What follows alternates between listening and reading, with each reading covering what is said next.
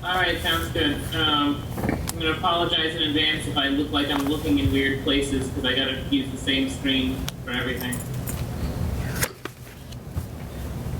All right, let's go ahead. Welcome to the Douglas Conservation Commission meeting. It's Monday, October 4th. This is a Zoom meeting and also an in-person meeting. We're starting at 7:05 p.m. And we're working with the revised agenda. First item on the agenda, discussion number 1 is the meeting minutes. Do you want to do a roll call? Oh my gosh, yes, sorry. So people who are in the meeting in person, Art Momini, Eric Harris, and Mike Greco, and then this is KG Dudley chairing remotely.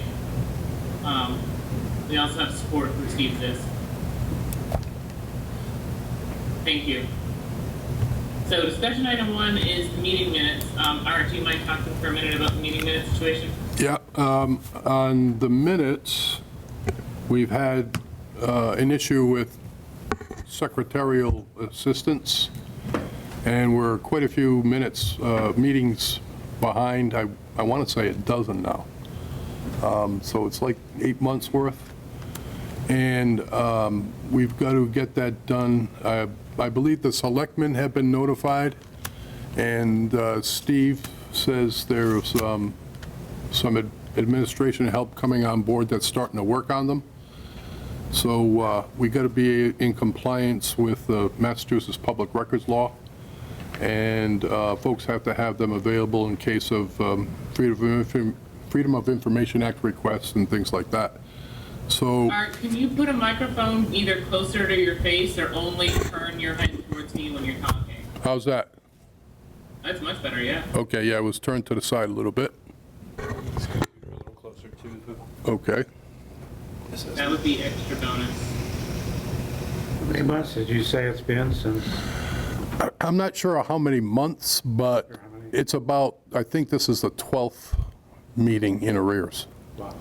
So, I mean, I've got my notes, we've got the recordings that the Cable Commission's doing, but we got to have hard copies available for the public. So it's a work in progress. So stay tuned on that one. All right, thank you, Art.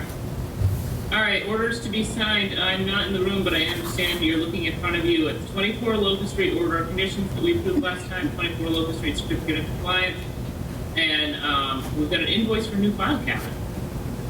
Total files.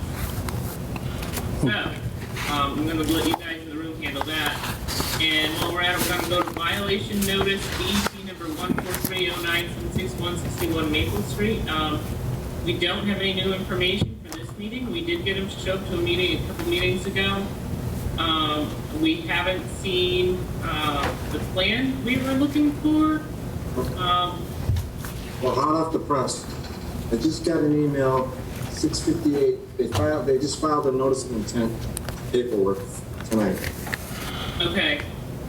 Does that make it valid to be on the agenda though? No. Okay. But it looks like it's a notice of intent, so it's like they're going to be, I just got the email, they're going to be filing the hard copies tomorrow, and I can definitely put them on so they can advertise and everything for the next meeting.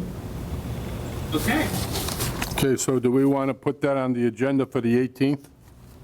Sure, Kenny. In preparations for tonight's meeting tonight, please see the attached NOI for 161 Maple Street. Paper copies will be submitted tomorrow. I don't anticipate discussions about specifics, or I wanted the commission to know I have the NOI ready to file. See you in a few minutes. Is he here tonight? Is anyone? Yes, I'm here. All right, name and address, Mitch. Yes, my name is Mitch Maslenka. I am a wetland scientist with Goddard Consulting, representing the applicant, Denise Davis. So yes, I sent Steve an email right before the meeting. It was just a PDF of the notice of intent that I plan on submitting paper copies for tomorrow. So it's ready to go. I don't know if I'm technically allowed to even go over the contents of it until the public hearing now, but you know, as Steve mentioned, he has a PDF of the NOI. So it's ready to go, and I appreciate you guys getting us on for the agenda for the 18th. Yeah, for sure. And I appreciate us having the plans discussed it to give us the opportunity to look at them before the next meeting. However, I would rather not go over them tonight because we can't do anything with them, and we've got other agenda items to cover. So, real quick, I'm gonna pencil you so you know, I just sent you, we have an updated legal notice, a little shorter than ones we used to use. Mitch, so you can use, I just emailed that to you, and you can pencil in October 18th at 7 p.m. for your date. So important thing is get that advertised, and then notify all the abutters so we can hold the meeting. Okay, so, Thank you, Steve. I will do that for you. Yeah, so just make sure you send, the green cards. If you want to scan the green cards when you get them back, and the butters list, the green cards, and the ad are key things that hold the meeting. All right, sounds All right, good. thanks. Okay, great. The next item, violation notice 64 Depot Street. We understand the engineer's working on a restoration plan. I believe he is. I don't know if there's any, is the abutter here, or is the owner here at all? Maybe, is that Les? Yeah, Les Stevens here. So, as Steve, Address, sorry. Les Stevens, 31 Brookside Drive. All right. So, yeah, the surveyor's working on the plan. It should be ready probably midweek this week, and along with the paperwork as well. It's just timing because of the weather and the short duration between your two meetings to be able to provide that to the board in the necessary timing, but it is in the works. The field work's been done. It's just getting the field work onto the computer to finalize it from there and getting the rest of the paperwork together. So I look forward to seeing you guys on the 18th and go from there. Okay. Okay. put them on the agenda for October 18th? Appreciate you coming in. Yeah, there was a little problem with the dial-in that I had, so. Well, I mean, No. I mean, I'm just glad there's representation, right? I get it. yeah. Yeah. There's a little weather and everything like that, but I just tried to dial in, so. Well, Nope. I appreciate you coming in. No, not a problem. Not a problem. Appreciate your time. Thank you so much. Yep. All right. Next item on here is the request for project review on 116 Davis Street, and I saw the email with the project review form. You said there was no work within our buffer zone? I believe there isn't, no?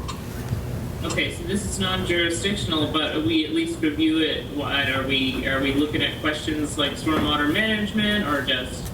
I don't think so. I think you just kind of, it's a form that goes to all the boards and committees. Okay, And so we have no action. You have no action.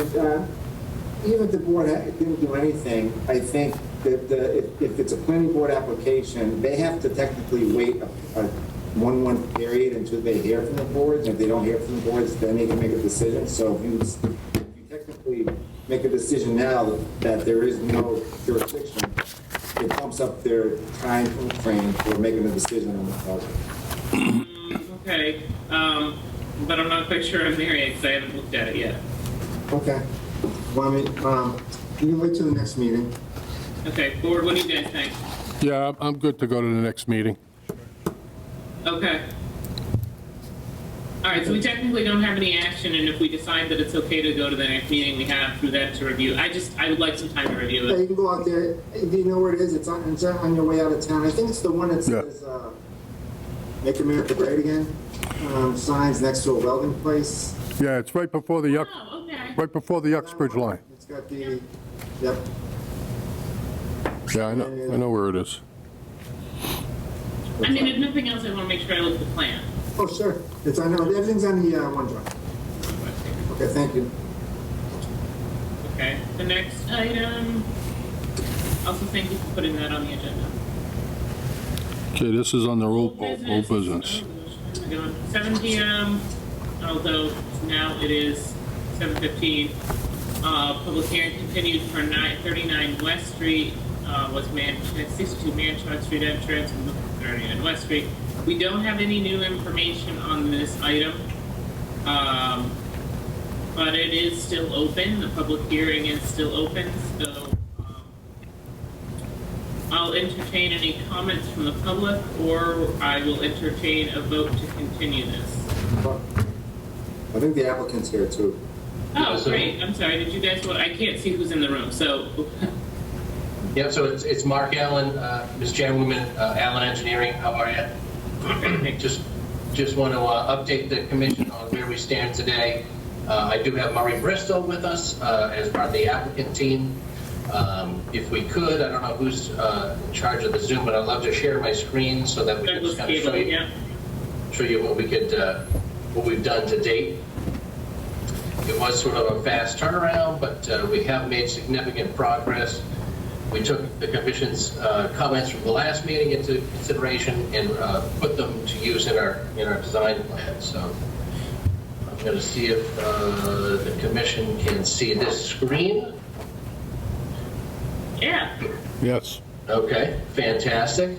I'm going to just kind of basically start at the 39 West Street location at this property. If you recall, Steve had gone out and done a video of the actual path that you folks had walked. This path has been expanded a little bit to incorporate a couple of side swales and sediment forebays. So I'm going to sort of zoom in a touch and show you, based on our last meeting, what we did to enhance the project. And these swales sort of come down on the high side, on this side, and collect into a sediment forebay here. Prior to that, we had no stormwater mitigation, although it's far above the buffer zones, but we wanted to make sure that any stormwater that comes off the project gets mitigated in that location. So a little bit thicker of a line here. We have this one. There's a high point in this location, and then this sediment forebay comes in this location, and then the third sediment forebay at a high point comes down this side and collects in this location. The other item that we added to the plans based on Steve's sidewalk was a third cross culvert. If you recall that there was no vegetation, wetland vegetation in between the two series, but because of the fact that overland flow does exist between the two, we provided two 12-inch pipes in order to carry that water during construction. We've also been pleased to tell you that the 10% slopes have gone down to 6%, 4.5%, and I believe 5% in this location, and 8% in this location. So we took the commission's advice. We kind of looked at the access drive and wanted to make it a little bit more stormwater management friendly, and have done so accordingly. We do have a follow-up meeting with the planning board on the 14th of October, where they will be reviewing the nuts and bolts of these sediment basins and the basin to the north, the big basin that collects the swales from the gravel removal area. So just want to make sure that the commission is on board. Anything that the commission may ask for, please feel free to ask. yeah, really quickly, because I'm seeing that you've still got, all right, so you're outside of your riverfront area, you're outside of your map for your species area now, Correct. you're outside of your water resource protection now. Yeah, those were the major benefits from the last hearing, if you recall. Yep. And then you decrease the grades, you got your swales, you got your culvert. I'm curious about the largest culvert there where you've got the original crossing. Is that just a single culvert now? I understand it's a large one. I think it's open up. Which one would that Oh, be? the box one, okay. The stream, Yes. Eyeball. Yeah, so this is a box culvert. Just zoom in here. Okay, yep, Yeah, this is an open box culvert here. Mark, that's the one right behind the behind the house. the backyard for the 39 West Street? Correct. Yeah. Exactly. Yeah. So I was actually talking, but I appreciate that that's a box. Little further So is there a culvert in between the two 12-inch ones? There it is, 36-inch HDPE culvert. I'm noticing that, because that's a bit of wetlands, what was the kind of factor that made that be a 36-inch culvert versus, say, a box? Let me just go down to the crossing standards.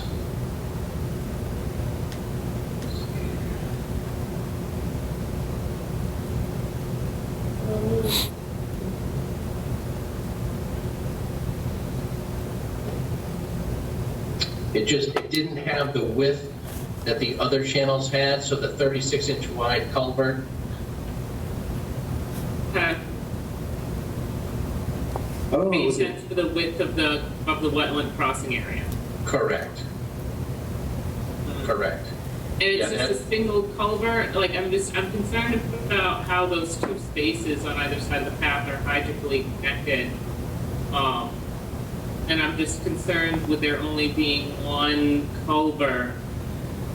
And Yeah, you've so got what is that a replication area on the right? Yes. Yep. So the wetland replication area to the right, this 1,100 square foot of replication, is due to the fact that we're filling 550 square feet of BVW in this location. Mm-hmm. The very thin channel, this is what made the decision, the very thin channel of, I think it was about a foot to a foot and a half, Okay.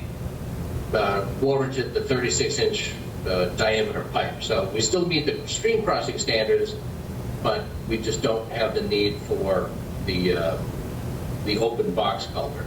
right. All right. Right, but I agree with Katie, Mark, just hydrically connecting that,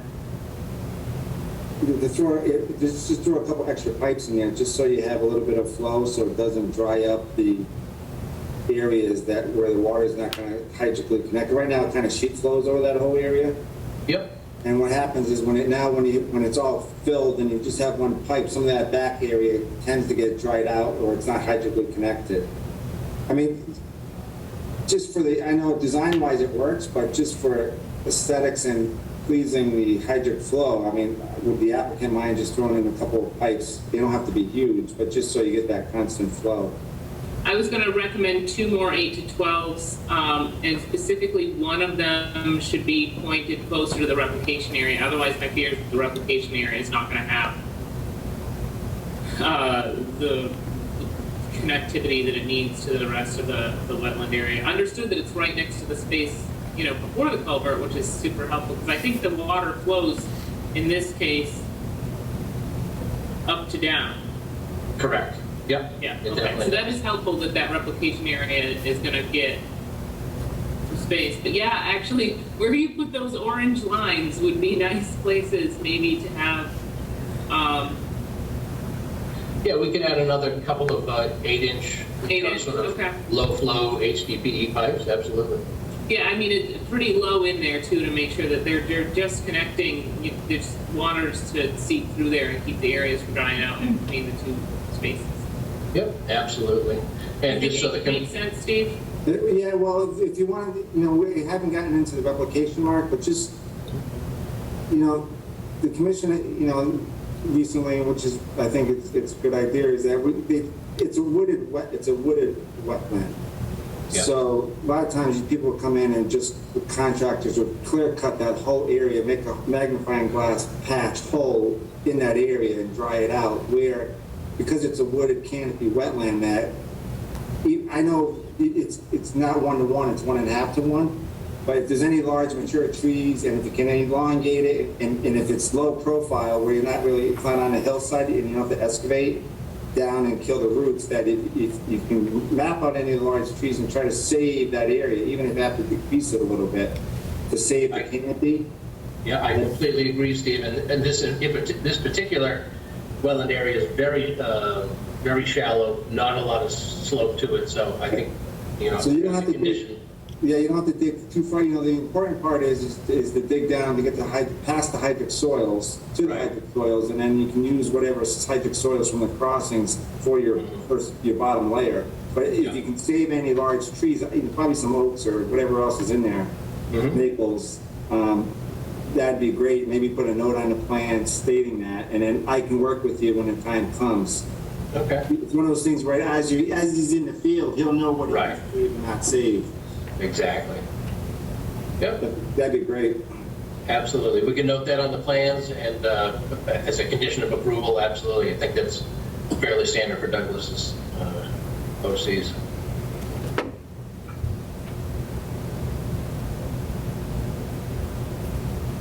Okay.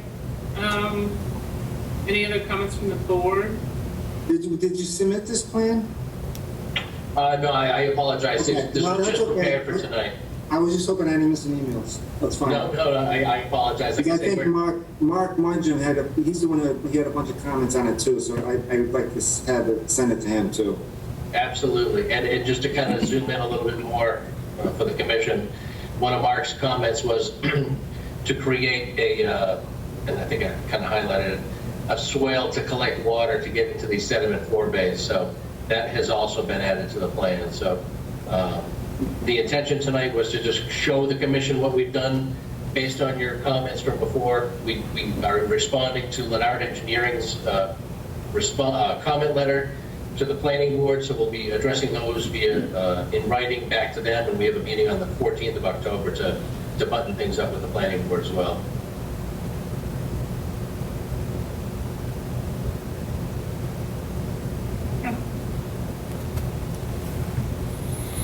So, Katie Grace, he's addressed all the issues that you and I noted when we did the site walk, so I'm satisfied. I don't know if you guys got to walk out there. No.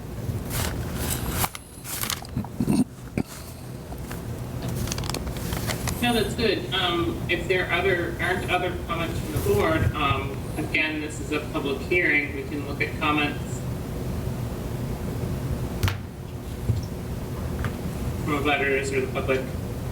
And if we don't have any comments from the public, I will entertain a motion to continue.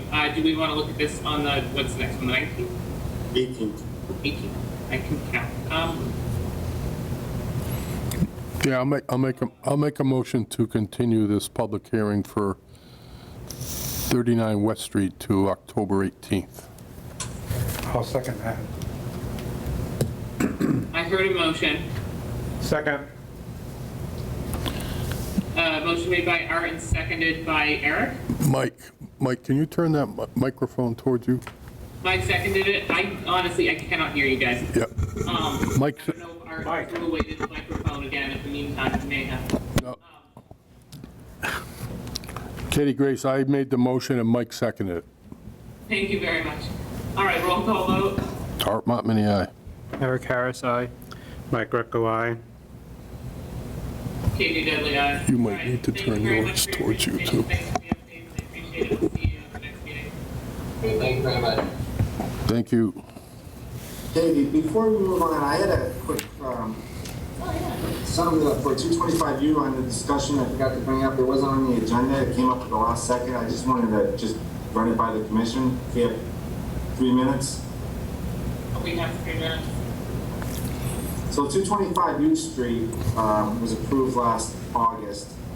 Kind of went around and around about the house location, and so the guy sold the property, and the new builder wants to, instead of doing a king, wants to do a spec house, which is a colonial. And so if you can see in red, the red is what is approved. And so he's really bumping the house more towards the street. He's elongating it a little bit here in front, and he's actually making the deck a lot smaller. So he was just worried. He was wondering if that's okay as just a minor plan change.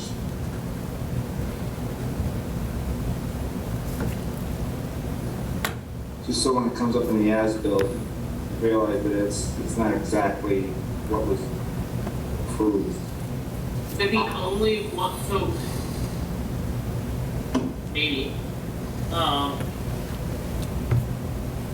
the deck got smaller. The distance from the wetland flag got greater.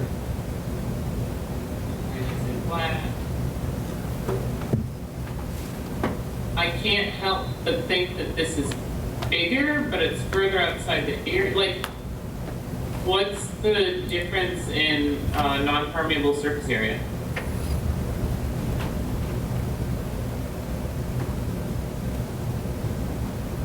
I don't know. I don't know. I just sent it out this weekend.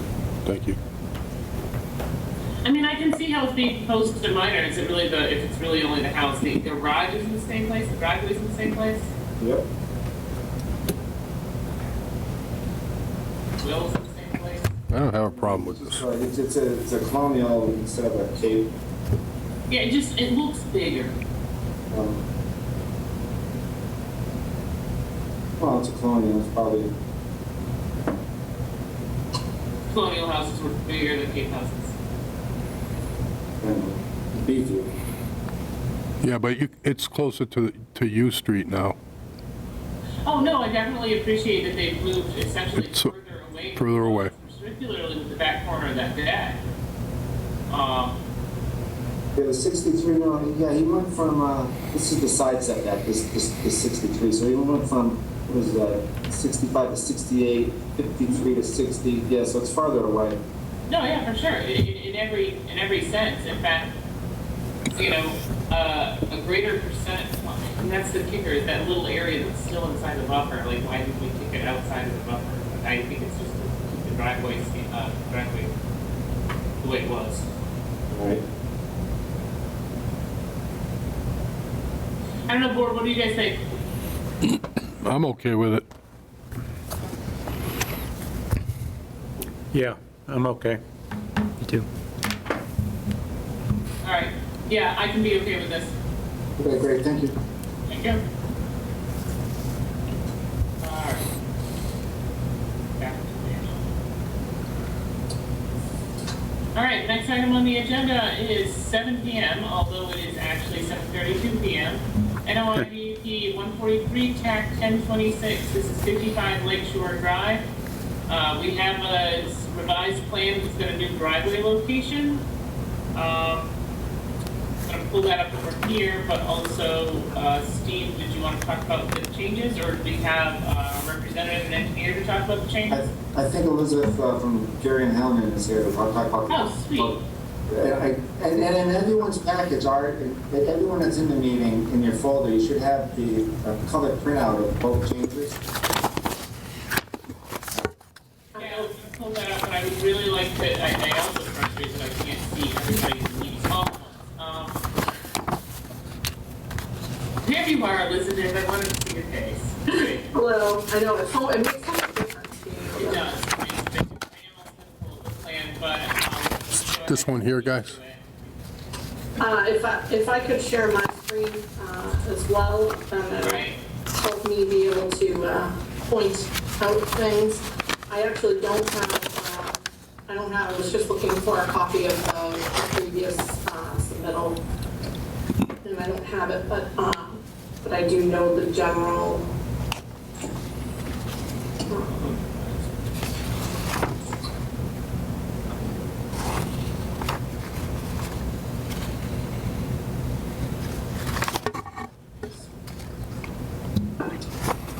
So, we made pretty significant changes to the design. One of the major concerns, both for the commission and myself, was the slope of the driveway before was, I believe, up around 20%, which is very much excessive. And based on that, we're planning on going with a paved drive. Jack Goodison, the applicant, has purchased this piece of property over here, which is adjacent to the property that he, this is the existing cabin right here.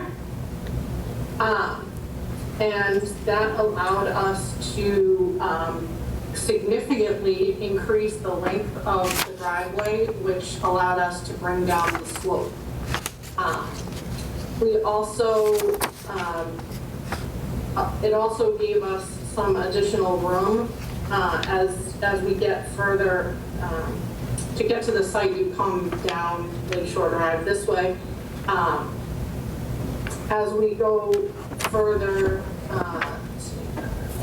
west, there's a little bit more room between the wetland and the existing road. So it allowed us to use up some of the length and maintain a relatively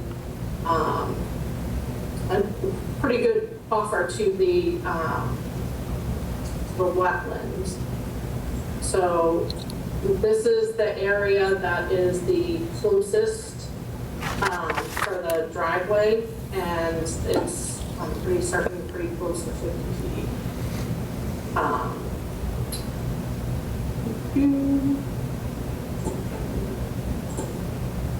All right, yeah, I just grabbed the old plan for my own knowledge. So for those of you who don't remember or can't see the old plan, the very steep driveway that used to be there met the drive elsewhere. Now we have a lot more.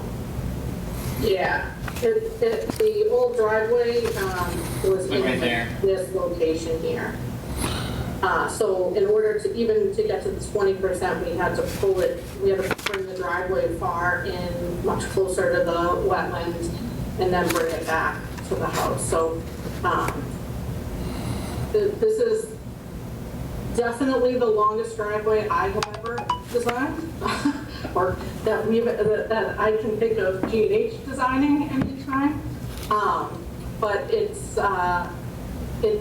accomplishes, I think, what we intended was to try and get it back to being gravel. That was something that was important to our client, and obviously the commission prefers the gravel driveway to the pavement. We are pulling everything further, significantly further away from the wetland. It's kind of a combination of just the way the grading works out, but we've created like a pond, not really a pond, but a settling area of sorts over here, and where over here, right here. So there is existing runoff from the gravel road that is coming down across the property towards the wetlands. I don't know that it would actually get, because of the way this is all sloped, there's a bridge that comes through here. I don't think it actually gets into these wetlands, but it does head down towards the lake. So this grading and these two settling areas will have our little depressions that will allow the whatever material is taken off of the gravel road down these slopes, help settle it out, and then there's a culvert from each of those that then goes underneath the driveway. We have another, minor swale, it would just be a grass swale, I believe, on the other side of the driveway, just to keep the runoff from traveling down the steep slope, bring it down the driveway.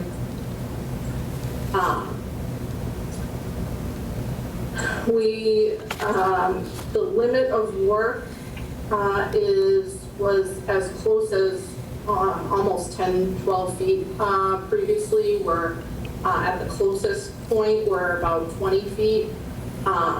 Actually, when we're out in the field, the stakes for the original erosion control were still in this area. And when you stood there versus where we're showing this limit of work now, I mean, it was extremely obvious that it was a significant improvement. So I've actually had them leave those stakes out there, so if the commission chooses to go out, you'll be able to see the significant improvement. Since we went back to gravel driveway, we are not showing any like specific or technical stormwater management, but we do have those two settling areas. We are proposing roof infiltrators for the proposed house. So this is the proposed house that was shown on the initial plan. These areas are in addition, and this four-season room is going. There's an existing concrete pad right here, so that's actually a little bit of a misnomer to say that that's an addition, but. It's already got a permeable surface. Right. So it's really just this deck that's within the proposed, as far as this existing. Right, so I inadvertently, because of that patio, I signed off on the building permit for them to do that area in the pink, in the red. This pink. Right. I mean, technically, they're exempt from, you can convert lawn to a deck, you know, if the house is greater than 1996, and it's outside the buffer zone. So they do meet the exemptions for the Wetlands Protection Act. But the season porch wasn't a concrete pad. They actually had another addition on the left-hand side, which is totally outside the buffer, so I was a little confused by that too. But when the commission goes out there, I just wanted them to be aware of why, you know, that area is in the buffer zone. And I got a little confused when I signed up on the online building permit. I would ask for a little bit more information. But I asked them to put it on the plan, which I'm thankful she did, just so we can bring it up to the commission and let them be aware that the work that was being done out there. Yeah, I apologize. We didn't get the information until late, and then I wasn't able to get a plan out.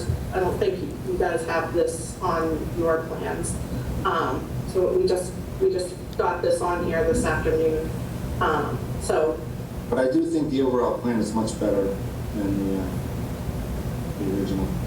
Oh, I'll definitely agree that it's better. I still have a couple of questions, and I think I would like to do a sidewalk again. I did a sidewalk before, and it wasn't clear to me.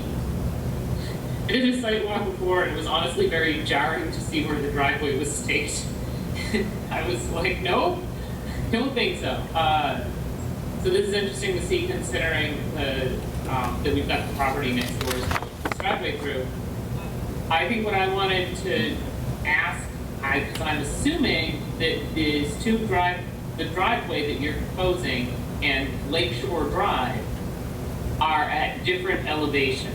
And I think I kind of want to talk about that a bit, because I can see there's kind of like a stone wall at the end of Lakeshore Drive, right there. And then you talked about having two culverts under this driveway. And I don't see the culverts on the plan. I do see the little stone walls though. Yeah, I see that one and the other one further up. So I like those a lot. And could you talk about kind of the elevation difference between Lakeshore Drive and the driveway, and kind of like how the slope comes across?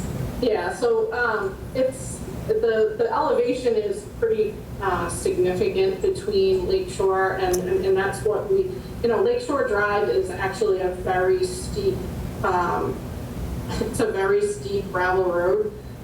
In certain areas it's not too bad, and like right through here, but then it gets very steep the closer you get down to the cabin property, and so in order to spread that out, we had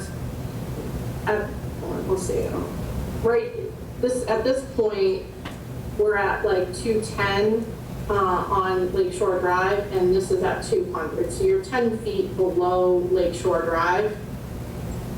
But over here, we are at 236 up on Lakeshore Drive, and we're at like 220, so we're 16 feet.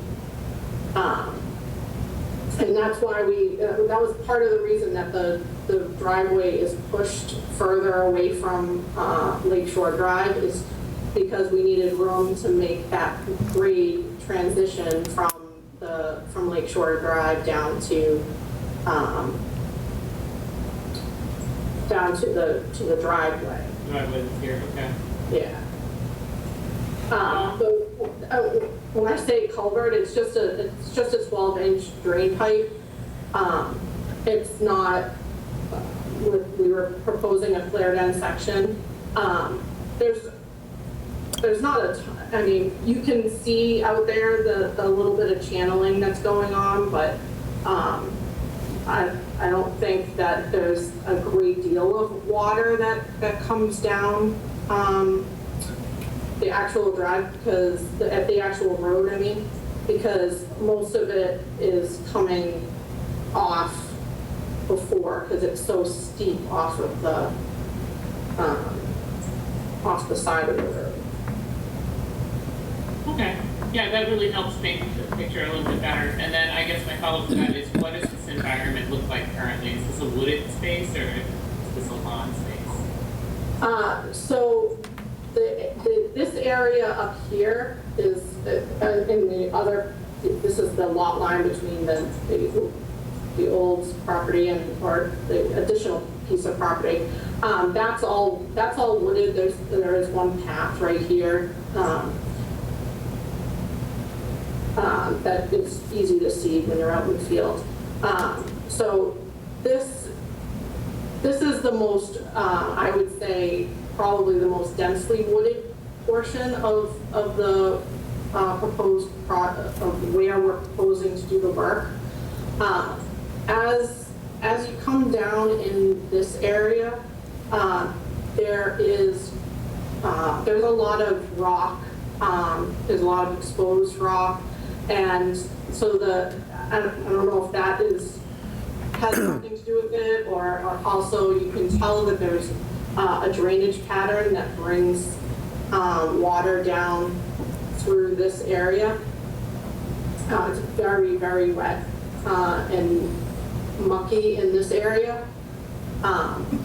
So I think between the water and the rock, there's not a lot of vegetation within. There's large trees, but there's not a lot of vegetation in between, I guess.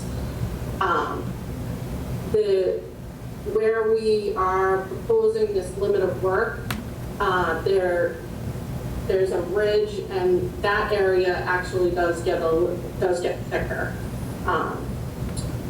which is one of the reasons we tried to choose where that limit of work was, how far to push the driveway, just to not take out vegetation that wasn't necessary. So that's something that I'd be interested in, especially in the upper area where there is a wooded area, trying to preserve as much of that as possible. Understood that you got to clear it to do your landscaping and your driveway. It's hard without doing a sidewalk, and I appreciate your description of the location. Yeah. But I'm leaning towards potentially doing plantings versus a lawn for the spaces that you're trying to prevent erosion in. Oh, yeah. So my client actually is, and if you look down he did have an enforcement order at one point down in this area, I believe. And he planted a whole bunch of white pines. He is absolutely a fan of keeping a natural look down here. And replacing any vegetation that's removed with plantings. I certainly don't. I don't think a lawn is what he was really anticipating, and I'm sure somewhere over here there's like a lawn area. Yeah. But for honestly, it's just too steep to really use as a lawn. So, yeah, we have absolutely no problem with plantings. That's his preference as well. That's excellent, yeah, because I'd like to see some of that on the plan, particularly where you're showing those drain pipes coming out and areas where you have done, where the grading occurs and you've got some tree, because that's the thing, like, I don't know, board, you can speak in on this as well. Sometimes plans like this, if there's a lot of tree removal, we want to show how many trees or which trees are removed. I don't know what your limit of disturbance is or like how many trees are getting removed, but I just want to make sure that I can see where the clearing is occurring and then I can see what planning to do in that area. Yeah, I think it's really pretty easy to see out on site that where we're proposing the work, it really isn't. It's not like a dense forested area. There are large trees, and our client has did hire an arborist or something, and to identify different trees that need to be removed for safety reasons. That's one of he has grandchildren that he wants to be able to safely run around.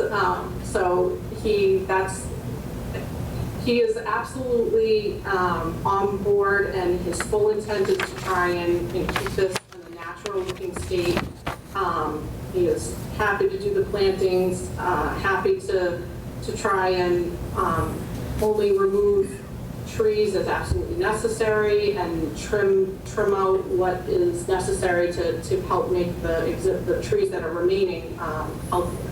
Oh, that's wonderful. Yeah, so if we could just see, again, major trees, so I don't necessarily want to call major things more than 8 to 12 inches, especially if there are a bunch of them, show which ones are coming out on the plan, and then if there's an area with planting, particularly where those drain pipes flare out.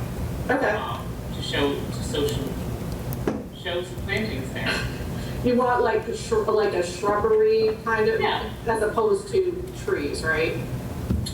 If that makes sense for this environment, I think so. If there's enough light to support shrubs, absolutely. I mean, obviously if there's not a lot of light coming in, then you're not going to foster the growth of a large tree. Yeah. And then I want to call out either individual species or what the planting mix is. I don't want to see any inadvertent invasives in here. Understood. I know he has a lot of white pines out there already. And those are usually fine, obviously. So, but yeah, we can, certainly we can work with our client to show that. This is really the area that is, like I said before, that's really kind of getting clear cut just for the sake of grading. But it is,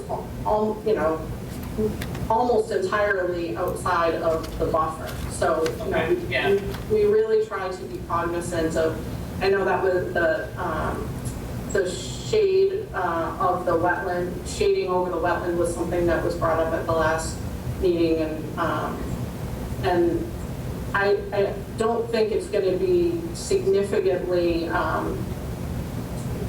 disturbed by what we're showing based on, we had the driveway staked out, and it's a long driveway, so it's with the different stakes, it's not necessarily easy to follow the stakes in the field. So if the commission wants to set up a site walk, for us to go out there together, so that I can just more make sure that everybody can follow the stake out, I'd be happy to do so. Oh, that would be super cool. So before I go on that tangent, the other comment that I was going to have was, because I know this is going to be a Mark Mungin comment and he's not here, is how is the drainage from the driveway slanted? Where does the water coming down the driveway end up? And then my question for myself is, water coming off the roof of the proposed house box and the existing cabin, what are we doing with water collection for those non-permeable surfaces? So for the existing cabin, we haven't proposed anything. and then this is a deck, so that really the only additional impervious is really the screen room, which is actually mostly out of the buffer. We are proposing roof infiltration for the proposed house box here. The challenge with this site is partially that we know there's a lot of rock. So this area actually we believe will work fine for the roof infiltration because it's a fill situation. So we're actually building up, and it'll provide some room between the rock that we know is there and the storage pieces. So the driveway, initially I wanted to pitch the driveway back towards this side where I had those two settling areas, but because of the slope, I think that's going to be pretty difficult to do, which is one of the reasons that we included this grass swale. And this swale would really only be taking the runoff from the driveway itself, because these other two low points would be taking anything up gradient of it. So we also, there's, as I said earlier, down here, there's kind of a low point that's all real mucky, and then there's a ridge, and then there's the wetland. So what we're trying to do with some of this grading is to push the water, push the storm water so that it goes more towards the wetlands and into the stream rather than through the yard, basically, and into the pond. The overland flow and the wetland, and that'll all provide certainly better treatment for the stormwater than it right now is. It's like swampy. It's almost swampy down in here. Yeah, when I did the sidewalk, it was super wet in there too, and so that's why I said I'm worried about that outflow. So I appreciate you thinking about where that's going to realize that area is just going to be a lot swampier. Yeah, exactly. We're trying to push it, trying to push the water. That's actually the limit of work. We actually pushed out a little bit further than we probably would have, just to try and it's very, very difficult site to engineer, given the slopes, and so it's been a challenge, but I really feel like we've come to something that I am much more proud of than what we previously had, and I think it answers a lot of the concerns that the commission had, concerns that I had as an engineer, and hopefully. Oh, absolutely. This is definitely a vast improvement, and I super appreciate it. It's again, it's just the detailed pieces that we like down on the plan, and then the site walk. So I'm going to open this questions and comments from the rest of the board. No, I see the driveway's twice as long, pretty much, from what it was before. But I think it would be a good idea to do a site walk, Katie Grace. Yeah. I think I'd like to get a first-hand view of the grade. Okay. I agree with you. And I'm looking at my calendar. Do you prefer weekdays or weekends? I can do either, and I'm fairly certain that Jack Goodison would like to be there, and he, oh, yeah, that's true. Based on my previous, afternoons are better for him, because sometimes he's traveling from a distance. So, but So either whatever works for the commission is really fine with us. We can do, like I said, afternoons would be better than mornings, but afternoons or the weekend would be fine. All right, so I know, Art, you prefer weekdays. This rest of this week is garbage for me, and once I finally get out of the state of Virginia, the rest of the week is after. I'm looking at the afternoon of the 15th of October. Art? I'd have to get back to you, but that sounds good to me. Okay, so we should have a correspondence email, but unfortunately, last time I wanted to do an email coordination of a sidewalk didn't happen. So I'm just gonna throw out there that I like the afternoon of the 15th in October. I want Art to double check, and Elizabeth, you could double check with the homeowner, obviously, Yep. and your schedule. I am good for the 15th is a Friday, right? I suggest you pick a time, and then You suggest we pick a time. All right, it gets dark at like 6:30, doesn't it now? Well, at least. how about 5:30? Pick a time, because I'll post it as a quorum. This is I all. could be at 2 o'clock in the afternoon on Friday the 15th. Let's go for it. All right. Sounds perfect.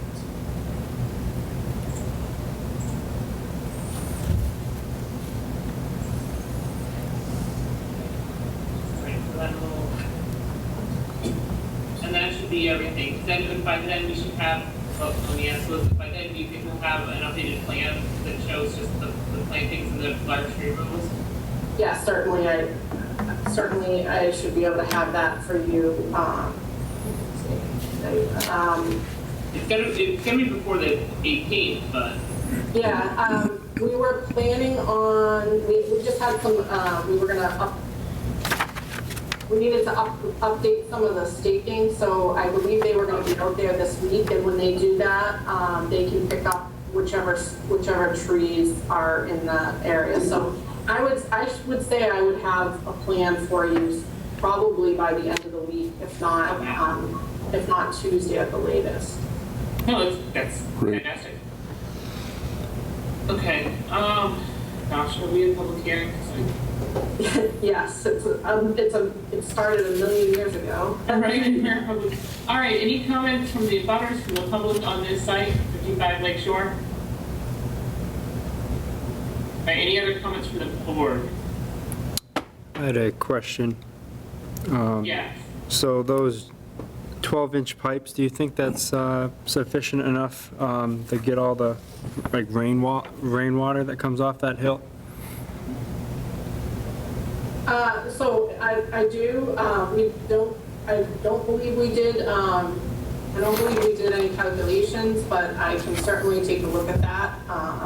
Like I said, you can actually see all along the road here, where the little gullies are that the stormwater runs down, and I'm very certain that a 12-inch pipe is fine, but we can run some quick calcs just to double check. Okay, thank you. Or I can add in, I shouldn't be an issue to add in, like this one, I think 12 inches is more than enough because this is a rather small area. If you wanted us to add in another culvert here, I could add another pipe in. I don't, wait, is there just the one? I thought there was one, you know. There's one on the Okay, other. no, it's right there. Well, yeah, this has one pipe here, but I could definitely add, I mean, I could add, if I were gonna add something, I would add another pipe here. This area down here is only collecting this kind of small area. So the 1 inch is more than sufficient. Yeah, you just don't want to get into channelization of the water coming out of the pipe. As long as it's got a level spreader, and sheet flows towards the wetland. You don't want to be channelizing over the years and then it's picking up sediment and everything else. Yeah, so we're actually discharging into this swale, so. Okay, good.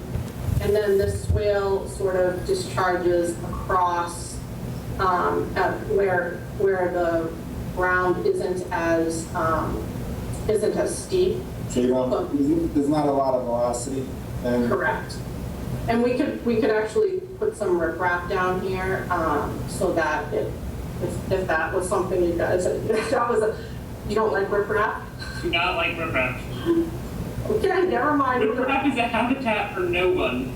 Nobody lives in riprap. I was thinking just for, just to help spread it out. You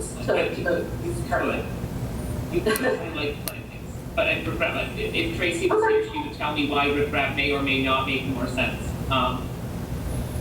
I don't think that, I'll leave that up to you, honestly. Yep, okay. Do what makes sense in your judgment. But yeah, I mean, if you don't mind showing some quick calculations on there, I would be fine with the types that you have if you have the calculations to support them. Okay.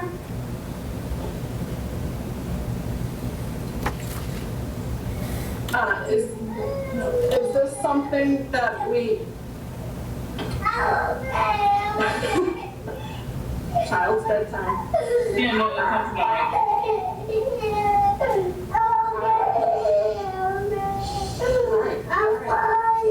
Is this something that we could potentially, do you see that we could potentially have it approved at the next meeting? Yeah. Or have the order of conditions ready? I think that's yes. Well, let me ask the rest of the board. But I think those changes would resolve my comments. Board? Yeah, pending the site walk. Okay. Yeah, my client's concerned. So we're continuing with, when 7? you're coming and getting this started, and so. Understandable. I understand Art's point as well, that without the sidewalk, we're not for sure that we're there. But I think that Oh, I completely understand. I can certainly have the orders typed up, and then you can always put a revised date back into the plan, so, the signatures can be there for the commission if it allows. So we can have it ready if everything works out. Perfect. Yeah, even, And if it's an administrative point where they like the plan and it's the wrong, it came in that night, I can change the date on the order. yeah, I'm very confident that at the site walk, we'll be able to tie this all up, so, just wanted to get your timing. October 18th is the next date. Yep. Okay. Okay, so Katie Grace, I'm going to move that we continue the public hearing for 55 Lake Shore Drive to October 18th at 7 PM. Second? Mike is seconding it. motion made and seconded, roll call vote. Art Monmany, aye. Eric Harris, aye. Mike Greco, aye. KG Dudley, aye. All right, thank you again. Appreciate your presentation, and we look forward to seeing the sidewalk. Thank you so much. You guys have a good time. Thank you. All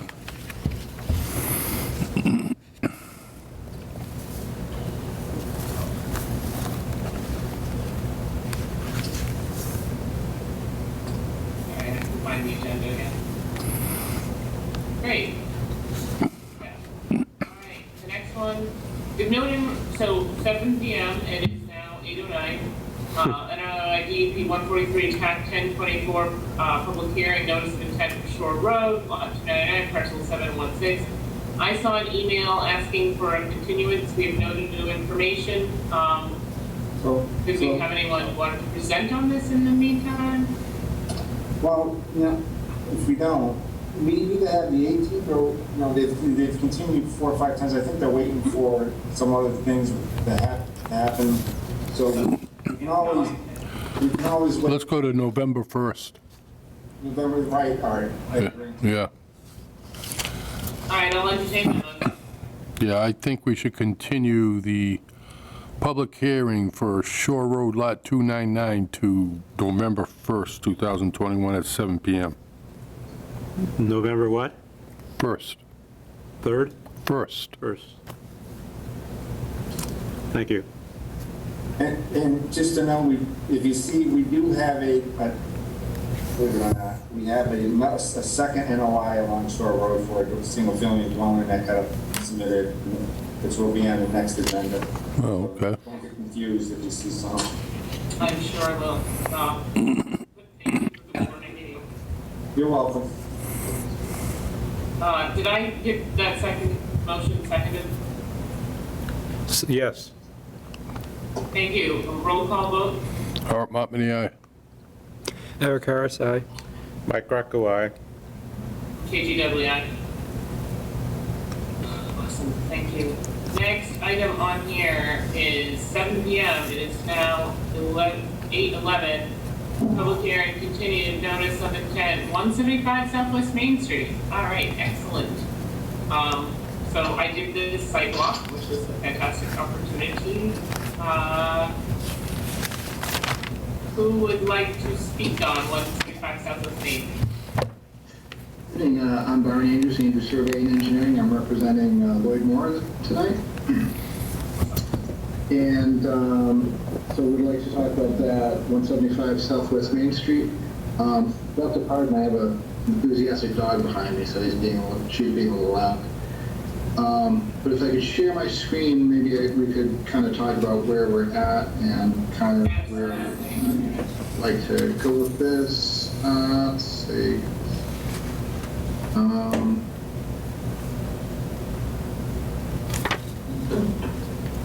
Let's see. Now this is very complicated here. Let me try this again.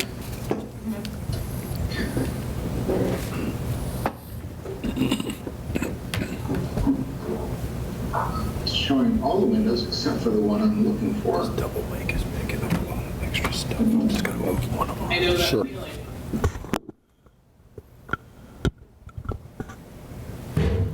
Thank you. Let me see, maybe I need to bring something up here.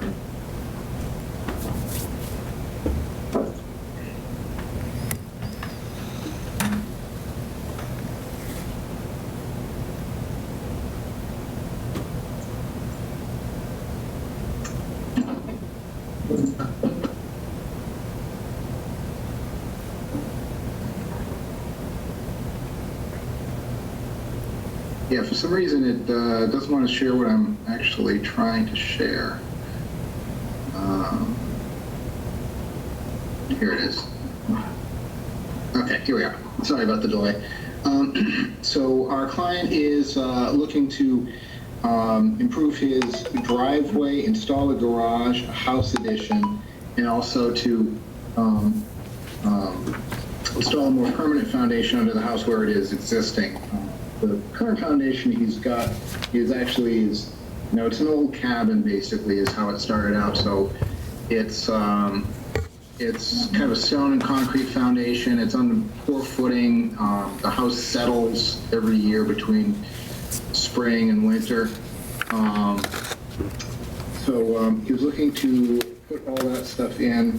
I think we had come to the point where the issue, the last major issue that we had to address was flood storage because the pardon my dog, because that portion of the lot is in the flood zone. So we came to an engineering solution, which is to clear this area in here and create flood storage in here. And that's an adequate engineering solution. However, we run up against a problem, which is that our client, because of the nature of the lot, he really doesn't want to alter that area. If I can, I think I have another picture here. Let me see if I can bring it up. So the area where the flood storage would go is this area in here, which is a nice section of mature forest. I'm going to bring up one other picture. So can you see the photograph here? Yes. Yes, sir. Yeah, so this photograph kind of gives you an idea, and KG, you'd know because you're on the site, that's a very nice area there. Oh my goodness, it's a beautiful little forested area. They've got some lovely plantings in there, and it's also their only barrier between that and the neighbor's property. Yeah, yeah. So, so we're kind of at an impasse where the engineering solution is to remove all that to create flood storage.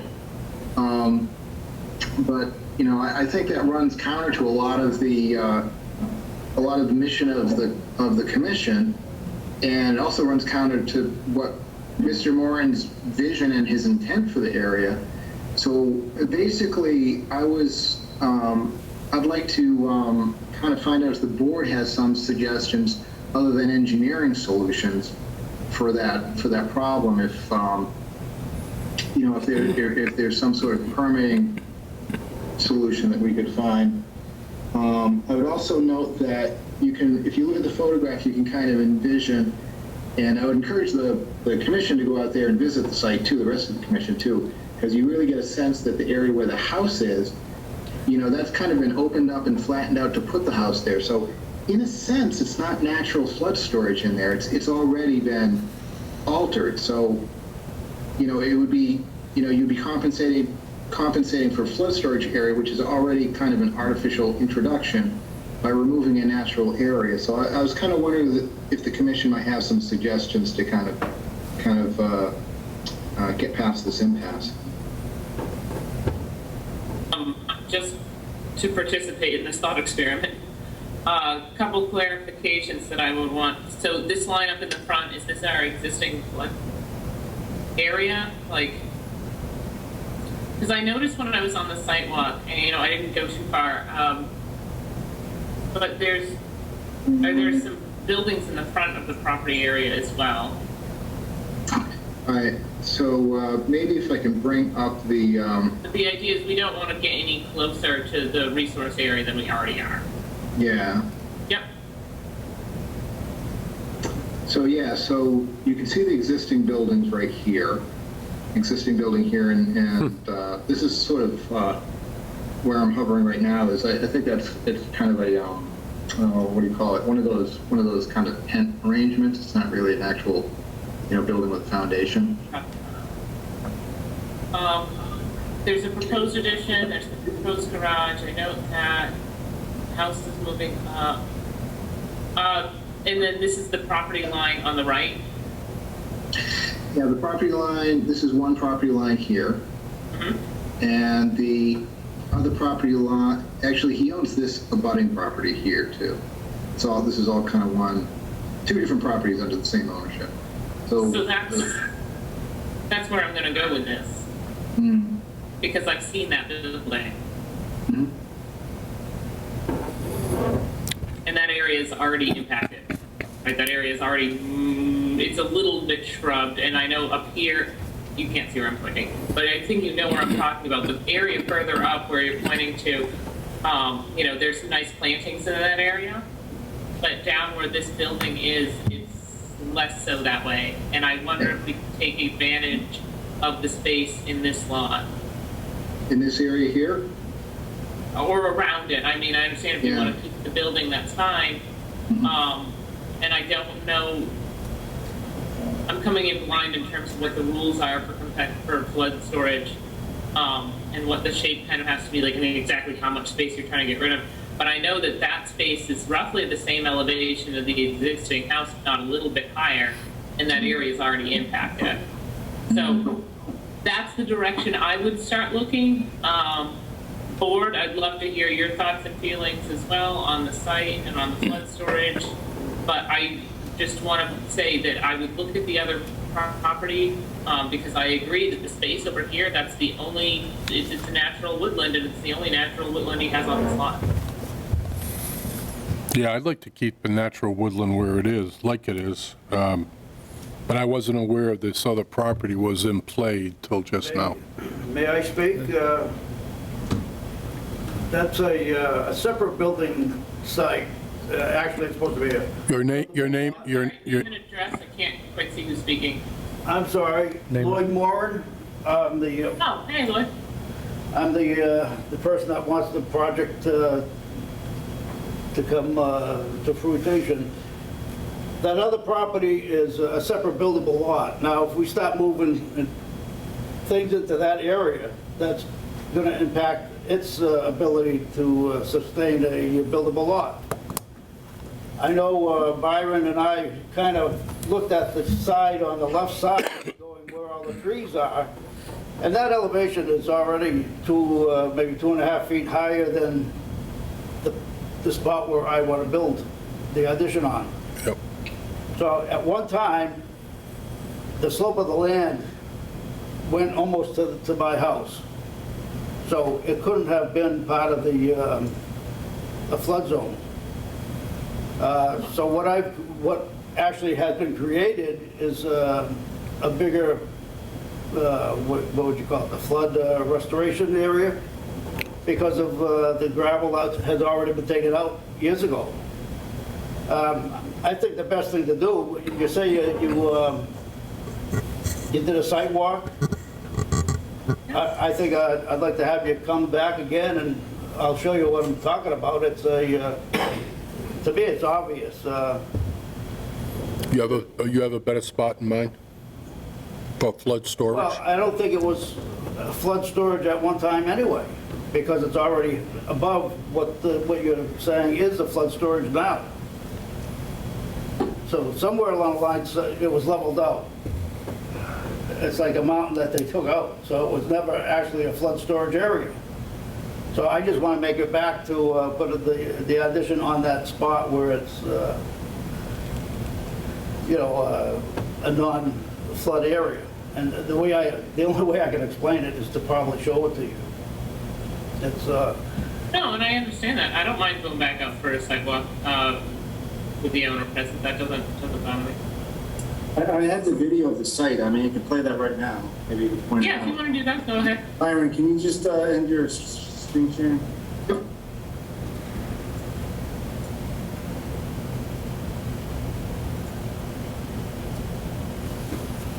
Bring it up.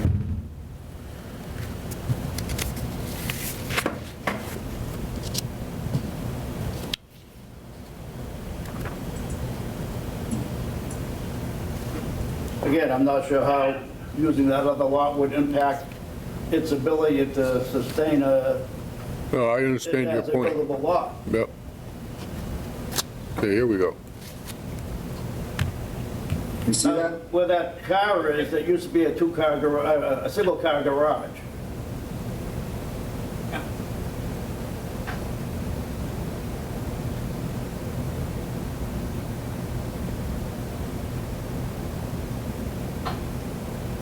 Now, everything along that tree line is, even where the driveway is, it was when I bought that property, it had a driveway there. I kind of cleaned it up a little bit. But there's even some of that ground has been excavated out of there. Yep. Is it a certified floodplain, Byron? So the area is a zone A, so there's not a flood elevation, there's not a specific elevation that you can Study? use. Not a study? There's not a study on that area. We based our flood elevation on a letter of map amendment that we had prepared on Cedar Street, kind of on the other side of the pond. We used Yeah, the same area. there's a study done by the old beach. Even this area right in there is a foot higher than where the flood water would be. So the ground level was quite a bit higher at one time. Yep.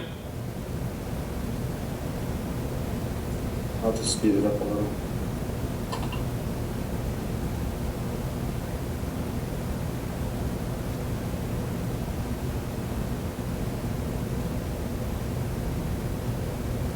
I don't know if you have any.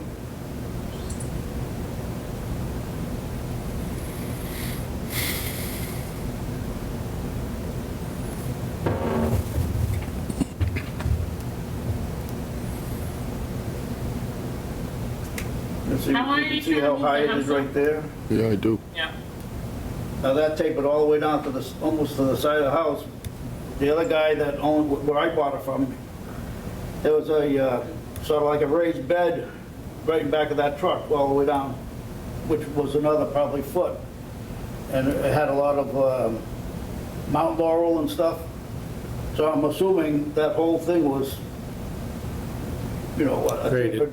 elevation going up to the high wooded area.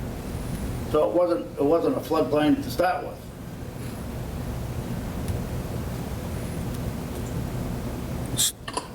Steve, do you have any ideas about flood storage on the site?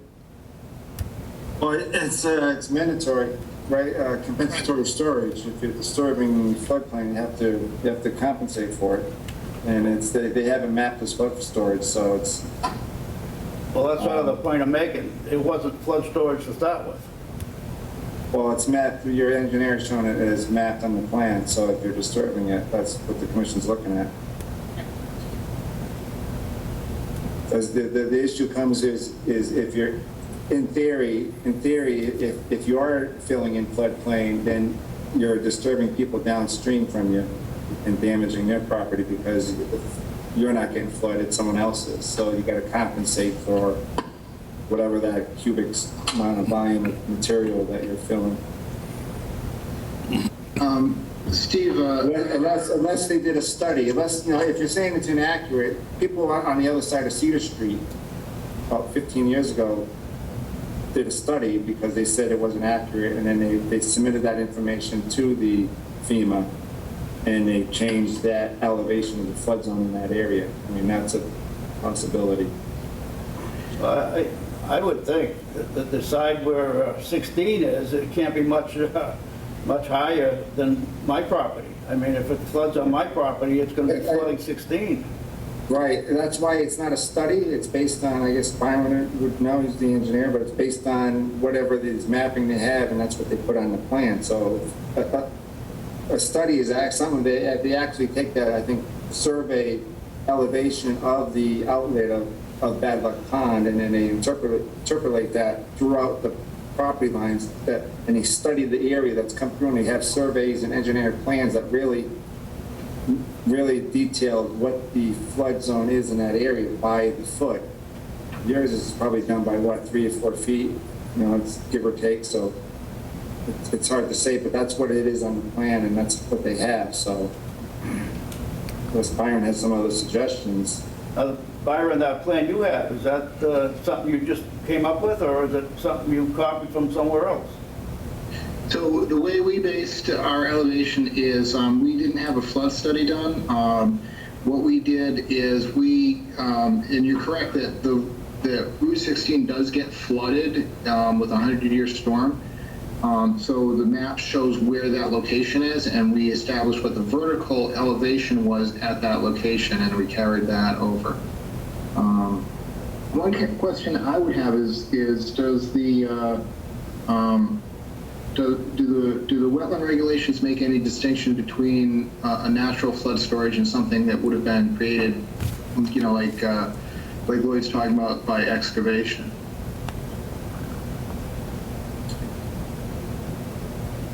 I don't understand the premise. I mean, it's got to be, I might get it wrong, but it's 1056, 1055, which is bordering land subject to flooding, which is pretty much floodplain, which is, it's all in that. I would have to look it up, but it's basically, it's on the map. You go by the FEMA map, and that's what you've done. Yeah, well, actually, I went by the elevation that we were able to get an area removed from flood jurisdiction through FEMA, through a letter of map amendment.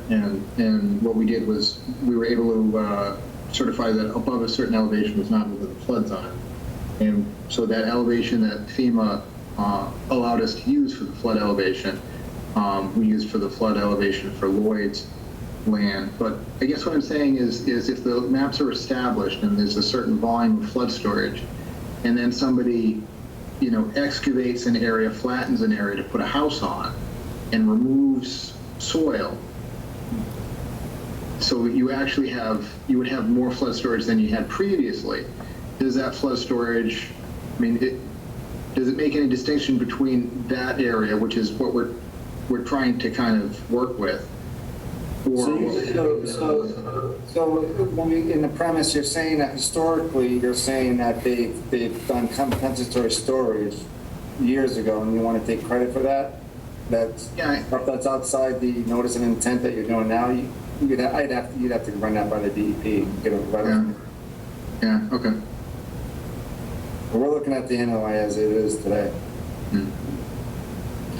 Right, I can't know what space was there before because I haven't seen a plan for the excavation that's already occurred in the past. I'm not saying it's not valid, it's just that like I can't use that information because I can't know it. You can't quantify it because you don't have any information. Yeah. That being said, we would be willing to do the sidewalk. I think that'd be a good start. Don't know if they'll solve the problem. Well, cutting down trees and digging out half the woods isn't much of a of a problem either. No, If No. you're- That's not preferable. part of the reason we still haven't approved this. So you have a sidewalk set for 2 PM on Friday the 15th, if you got Yep. time, and then No, and I like the 15th.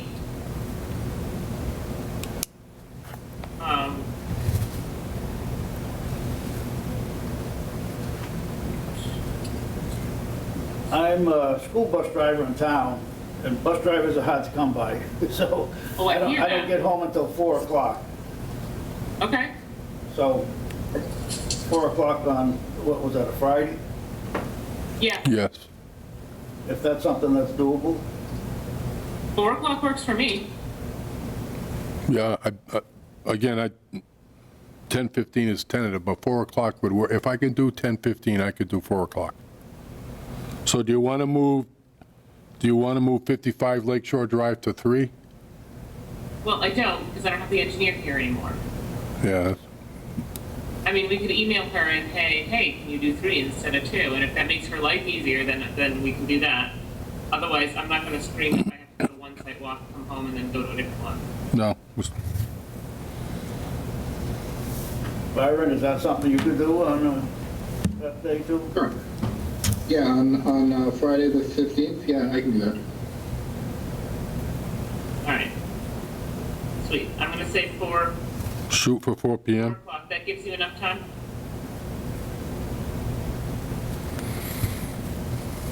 Gives me enough time. All right, thank you. Yes, sorry. What was your first name again? Lloyd, Thanks, Lloyd. Yeah, I appreciate it. I want to make sure you have enough time to be there. yeah, no problem. Okay. Awesome.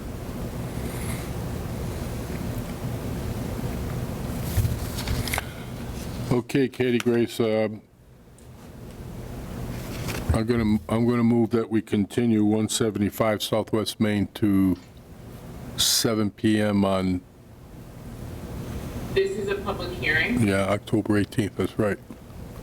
I'm just curious if we have anyone from the public real quick. All right, no one for 175 Southwest Main. Motion made. Do I hear a second? Second. Thanks. Roll call vote. Art Montmany, aye. Eric Harris, aye. Mike Greco, aye. KG Dudley, aye. Thank you everyone for participating. Thanks, Byron. Thanks, Lloyd. I appreciate your participation on this, and we'll see you on Friday the 15th.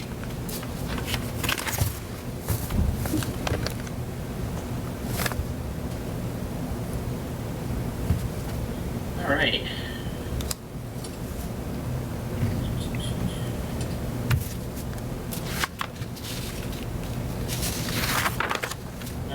No, we've got one more. That's right.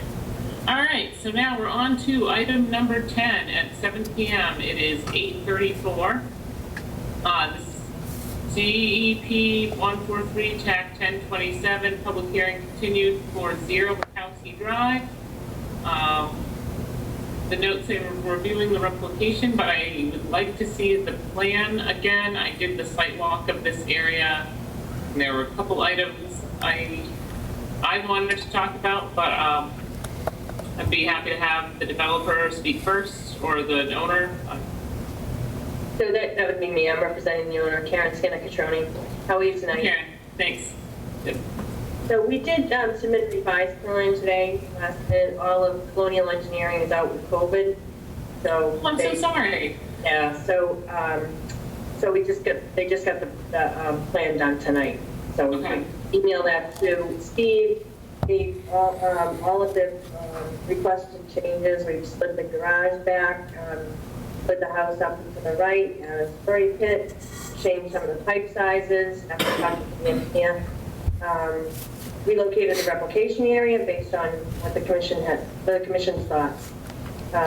Put erosion control around the front and back, added dimensions to the deck, swale behind the garage, move the turnaround for the garage, erosion control around the stockpile, label driveway, and changed 12 of the pipes.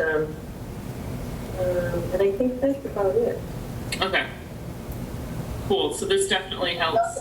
Sorry, we pulled the erosion control closer to the drive on the button side.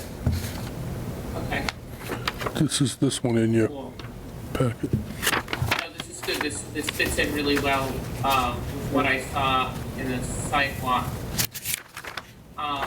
Can you go closer to Mikowski Drive, the gravel road? I just wanted to take a quick look because I was struck at how wet it was next to that existing gravel drive. On the left right there, right. Okay, so that is marked as a wetlands in there. Yeah. All right, and there's a 15-inch existing. There's a 50-inch existing, yes. What do you have proposed right now? So they added another pipe there. Okay. So there was 115, they added two. There's what they upsized the pipe to a 15-inch pipe in the driveway. Okay. Is it one or two? I believe it's only one. Okay. Let me see on the plan, on this smaller plan. But I have a detail here. I ran into the neighbor, excuse me, I ran into the neighbor at the end of this driveway when I did this sidewalk, and he said something about an 18. He's not an engineer, but he lives there, and he had said something about an 18, and I just wanted to see if you had gone to an 18 or a 15, or if you had a. So we have 115, and it was 12. There was a 12 on the plan where we're looking. Okay. Where we're looking at. So we upsized it. Okay. Did you have a calc for that, or did you decide that based on? So the engineer sized that. I don't know if they have calcs. I can check with them. Like I said, they've all been out sick, so it's been tough. No, that is super important. Okay. All right. So That was based on what the engineer gave us later. So that was a revision to the plan to upsize it. So yes, I guess based on his calculations. And there's another pipe in that crossing. Right. Is there a replication area? Yes. Yes. Down this square, further down, right there. Yep. So that was in another location, up closer to the pipes before the commission. Yeah. But this was a better location. Sweet. All right, great. Yeah, that area is very wet. Okay. And this is a wooded area, so I mean, we talked about with the other wooded areas, leaving some of the trees there if possible. Yeah, we totally agree with you. And the owners want to leave the tree, as many trees as they can. They don't want to take the trees down. No, I noticed that was a nice site. Once you walk up the end of that driveway, you can't see anything. Yeah, yeah. Oh, yeah, it's a long one, too. All right, and then can you show the site where the house and the garage is real quick?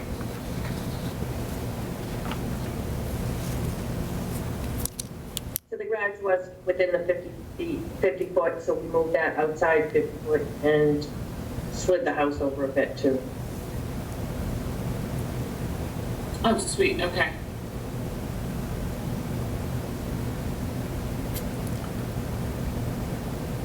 Is that on the right? Is that the property line or is that the street? Well, that's a property line. Okay.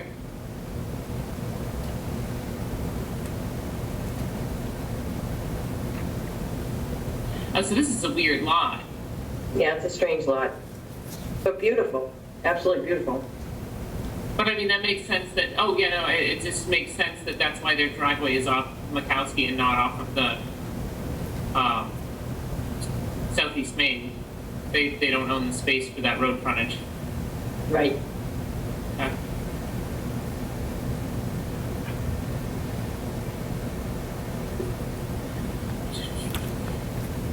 All right, board, did you guys have any other questions or comments on this one? No, I went out a couple weeks ago, and my only concern was that culvert that runs under Makowski Drive. It looked like it was blocked a little bit and not in the best of shape, but, so I understand that you're going to be replacing it with a 15-inch pipe? So the one across the street, that's going to stay. That one's going to stay? Okay. Yes. Yeah, because it's very wet on both sides right there. Yeah, yeah. That was the best place we could find to go in, the least disturbing place we could go in. Okay. Did you guys get out there?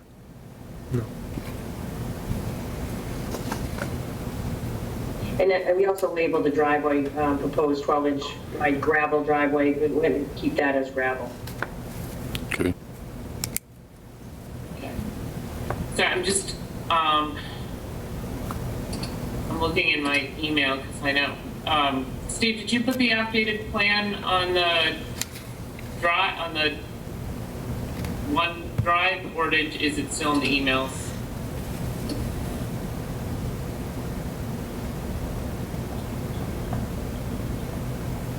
Steve? If you're talking, I can't hear you. No, he's on mute still. He's muted, okay.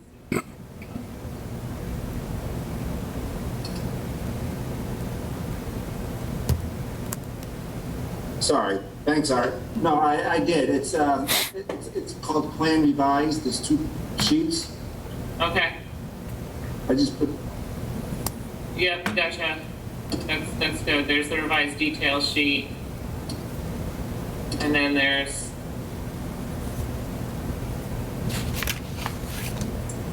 so I don't think it's a requirement, but I would really like to see a locus map. No problem. I'm having a hard, oh, there's Southwest Main Street. I found another, there's the street. I'm just trying to get a sense of how where this lot is because I know there's a lot of forested space in this area, and I'm just trying to get an idea of where this lot is in relation to the other lots. I may speak for a moment. Oh, yeah, go ahead, name and address. Hi, my name is Anthony Terlizzi. I'm the owner of Makowski Drive. Sweet. Hi, all right, so I have, let's see, I'm trying to share the content here, but I do have the locus map that should have been sent over. This was actually at the previous meeting. Steve from Colonial Engineering had told us that the entire package had been delivered to you guys. There is a locus map in there that shows the broader scheme in the location of the site relative to the abutting properties. oh yeah, yeah, she meant on the plan, not on the filing. Right, and I appreciate it being in the filing, though. I do really do. But yeah, that's something you can just add to the plan and. Yeah, that's not a problem. No. Which file is that? Because I do have a whole pile of files on this. Okay, let's see. Just curious what the file's named. All right, let me look at it. Well, it's Makowski, NOI Makowski Drive. It says it's the NOI for Makowski Drive. Okay. And then I think it's the very first one, 0 Makowski Drive is the NOI application. Thank you.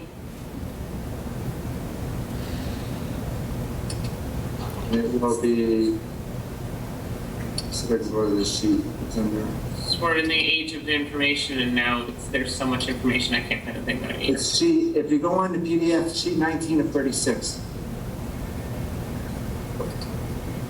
Sheet 19 Of the PDF on 0 Makowski, like it's the first PDF on the shared drive. Yeah, I've got the PDF open, I'm just trying to turn pages. My PDF has 15 pages. Oh, yeah, let me bring it up. I may have found it. But yes, that would help.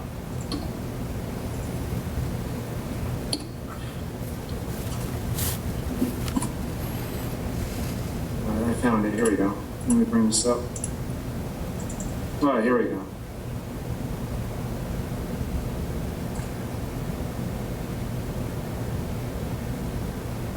See the,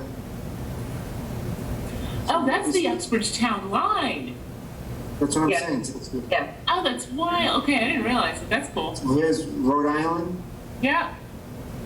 This is actually, this is conservation land. 11.1 is conservation land, and 13 is conservation land.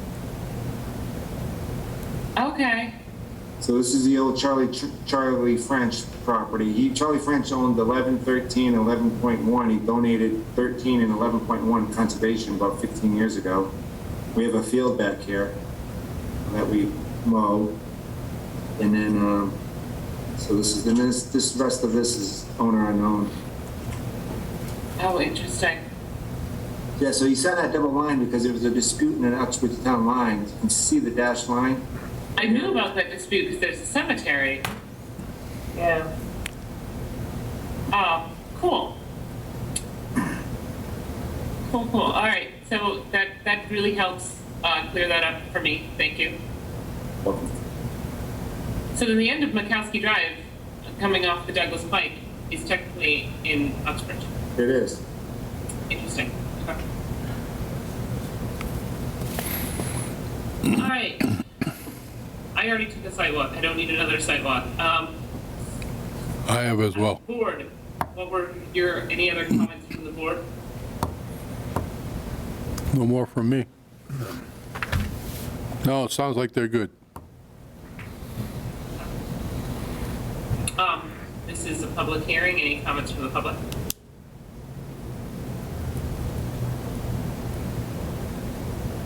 Okay. So I mean, if there's stuff that we're waiting for or missing on the plan, we could continue or we could approve it. I think we're good to approve. I mean, that was a quick revised plan. I think they just take that layout and put it on the one that, has all the dates and stuff, and I'll have the notice of intent ready to sign for the next meeting.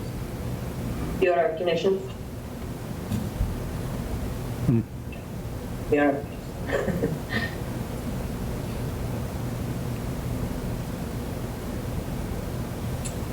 All right. Wait, so does this mean we're trying to approve now, or we would approve the next meeting? With I'd approve it now, and then we'll just sign it next meeting. Okay. Board, I will entertain a motion. I'll make a motion that we approve the notice of intent with our normal conditions for 0 Makowski Drive. Close the Is meeting. that the right address at 0? 2. Two. Okay, I'm sorry, So, amend, close the hearing first. oh yeah, Oh, yeah, we gotta do that. that's a good idea. I'm so sorry. I move that, I'll entertain a motion to close the public hearing. I move that we close the public hearing for 2 Makowski Drive. Second. Moved and seconded. Eric has seconded it. Thank you, Eric. Roll call vote? Art Montmany, aye. Eric Harris, aye. Mike Greco, aye. KG Dudley, aye. All right, thank you. Public hearing is closed. I heard a motion to approve the The NOI with our normal, NOI, this plan with our regular order of conditions for property. Obviously, call Steve after you get your road control, some park things in the wetlands overnight. There's a few more. Yes. Just so the applicant knows, there's 2 bonds. There's a bond for the replication area based on the square footage, and then there's a bond for the culverts, which should be relatively minor, but that, once they get in, you can get a temporary and get that back right away. Okay, great, yep. All right. sorry, did I get that motion seconded? No, Second. Eric just did. Seconded by Eric Harris. Roll call vote. Art Monmany, aye. Eric Harris, aye. Mike Rocco, aye. KG Dudley, aye. All right, thank you very You much. guys are all set. Thank you, have a good evening.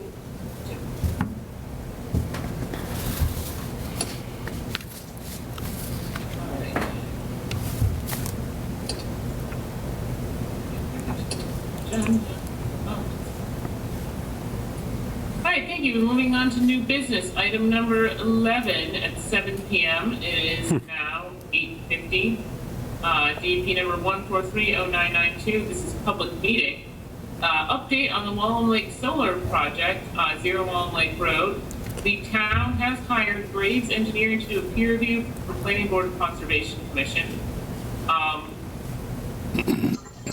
So we have, I don't know, I'm going to start with Steve. I know I saw a bunch of emails on this subject, kind of going back and forth, so I guess I'm going to have Steve introduce this subject, talk about what was in Lawrence's email. Okay. Yeah, so for me, it's going to be a general, we've been working with the planning board. The commission actually been working on this, all summer, and then it's been brought in front of the planning board, and then, it was discussed between the commission and the planning board to hire the same peer review consultant, which they have, which is Grave Engineering. I believe we're just waiting for the Wallen Lake Solar to send in some review fees on that. And hopefully that peer review would be done when this is brought up at the next planning board meeting, which is October 14th. So the update is that I think they're still working on the site. I think it's been they've loomed and seeded it. They've had some extra mitigating measures based on some of the meetings they've had with the planning boards. I think they've added they blocked up the culverts or the outlets and some of the detention ponds per instructions of the planning board. So, but for us, we're as a town, we're collaborating together. We're trying to hire the same, hopefully Graves Engineering, do a detailed stormwater analysis as it relates to the planning board permit and as it relates to the Wetlands Protection Act stormwater aspect of it. And so that meeting is going to be one of the planning board meeting on October 14th. So we're hoping that the commission will entertain attending that meeting, to have a joint meeting with the planning board. And so that's the date again? October 14th, 2021. And that's the update I have for now. And Steve, that's not at 7 PM, that's at 8 PM, correct? I think they start at 7 PM. Oh, okay. They start at 7 PM. Okay, thank you. Oh, yeah. I'm not Is that what sure you're when it's asking? on the Yeah. agenda, but it's, That's you.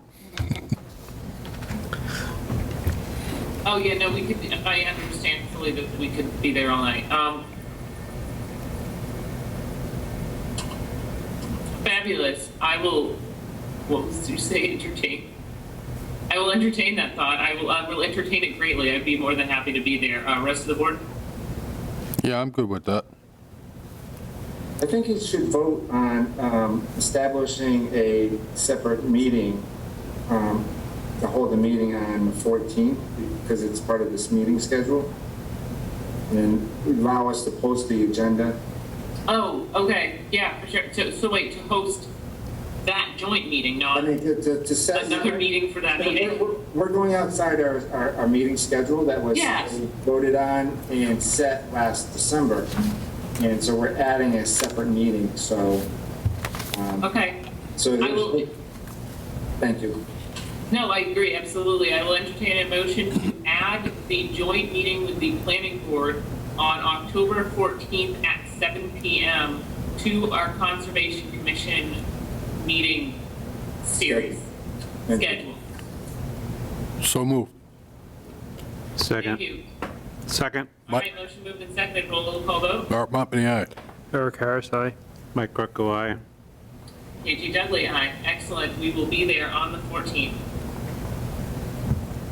Thank you. All right.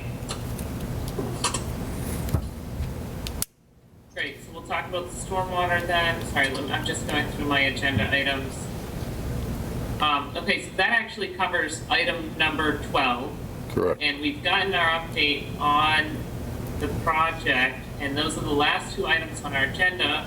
So neither of those are public hearings, but the item 11 is a public meeting.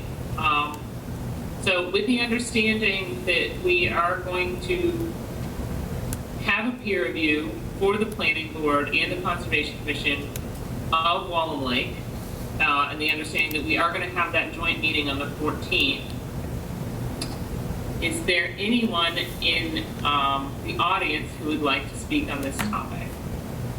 Real quick, procedurally. Okay, go ahead. Why Pat, because I know Pat from Cable is here recording this. Pat, do you know if planning board has a Zoom link? Do they still remotely Zoom their meetings, or we're gonna have, conservation's gonna have to establish a separate one? If it's, they do have one for their planning board meetings. They usually Zoom as well. Okay, so we'll We have them here, in this we'll room. back off of their meeting links. Okay, good. That's it. All right, thanks. No, I appreciate that. We want to make sure that, a lot of people who've been following this topic attend remotely, and I want to make sure that we're maintaining that capability. All right, then, let me get this out on gallery. Do you see who I have up here? All right, I have 3 hands raised. I'm going to go them in the order that I can see them, which may not be the same order that you can see them, so please understand that. So the first one I'll hear from is Jean Lawrence. Oh, thank you. I'll try to make it quick.